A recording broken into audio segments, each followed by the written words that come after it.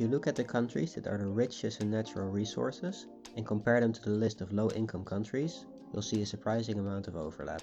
The majority of the resource-rich countries are extremely poor. This is not a recent phenomenon. As far back as the 18th century, a journalist noted that it is generally observed that in countries of the greatest plenty, there is the poorest living. At first glance, this seems contradictory. You would naturally assume that these resource-rich countries will be able to convert their natural advantage into wealth, or at least into mediocrity. This apparent paradox is commonly known as the paradox of plenty, or more ominously, the resource curse. Plenty of explanations for the paradox have been proposed. One of the most obvious economic explanations is a phenomenon known as crowding out. Many of these resource-rich countries seek to build their economy and infrastructure around exploiting their resources as much as possible. All other industries are neglected or crowded out. This strategy comes with a certain amount of risk. An economy that is largely focused on a small number of resources is extremely vulnerable to any changes in the market. If a resource becomes less desirable, or if the prices suddenly drop, the country's economy will be devastated. Another economic factor that might contribute to the resource curse is a phenomenon known as the Dutch disease. No, this has nothing to do with Dutch ovens. It does, however, concern Dutch gas. The effect is named after a phenomenon that occurred when large natural gas deposits were found in the Netherlands. This gas attracted many international customers to the country. To buy this gas, they needed to use Dutch guilders. This meant that the exchange rates shot up, and guilders became very expensive for international traders to buy. This in turn made it very difficult for international dealers in other industries to do business in the country, as the high and volatile exchange rate made it expensive and high risk. Many experts have suggested that the paradox is not an economic phenomenon, but a political one. There are two main arguments for this. First of all, high amounts of resources lead to a higher risk of conflict. Statistics indicate that if a country has double the amount of resources of an average country, the risk of an ideological war is increased by 3%, and the risk of a secessionist war is increased by 8%. This makes sense intuitively. Having access to natural resources can make a person very rich, and people are willing to do just about anything to gain control over them, up to and including going to war. Civil wars, violent uprisings, and outsiders coming in to deliver some freedom are all common risks in resource-rich areas. Natural resources, such as oil, are especially attractive to potential warlords as they are stationary. Since they are found in a specific area, you know exactly what lands you need to control to be able to exploit them. You don't need to look far to find an example of this.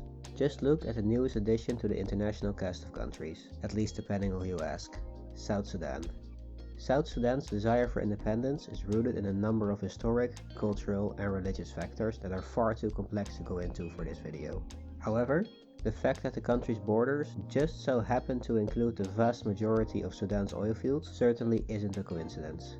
This plan of controlling the oil fields has slightly backfired, as the only oil pipeline connecting the oil fields with the rest of the world goes straight through Sudan. This abundance of oil has also meant that the country has been embroiled in constant civil war since its independence, as different factions fight for control over the oil fields. The second political factor, and perhaps the simplest explanation of all, is that a dependence on natural resources makes a country ripe for corruption.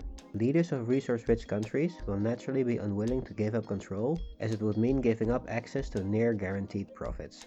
Owners of the companies that extract and export the resources, on the other hand, might be interested in more lax regulations or want the government to look the other way for some of their less than legal activities. A little bit of bribery and corruption here and there solves both of these problems. Millions of dollars might exchange hands between the elites, while the regular citizens don't see a cent. In addition, these types of industries are highly susceptible to predatory practices like nepotism and rent-seeking. For an extreme example of how these two political factors can devastate the country, we'll take a look at the banana republics. You might know them as a clothing company, but the term has an extremely dark and violent origin. This story takes place in the early 1900s in Honduras, where the fruit companies that we now know as Chiquita Banana and Dole did most of their business. The president of Honduras implemented radical new laws such as minimum wages, which meant that the fruit companies made slightly less obscene profits. This injustice obviously couldn't stand, and in response, the fruit companies decided to hire an army of mercenaries, and they managed to overthrow the president and install a new dictator that was more favorable to them. This meant that they could continue to do their business in peace without caring about stupid things like human rights. Honduras was far from the only victim of Chiquita and Dole's greed. By the mid to late 20th century, they, with some help from the US and the Red Scare, managed to take control of almost every Central American country. Of course, having access to natural resources does not necessarily doom a country to poverty and corruption.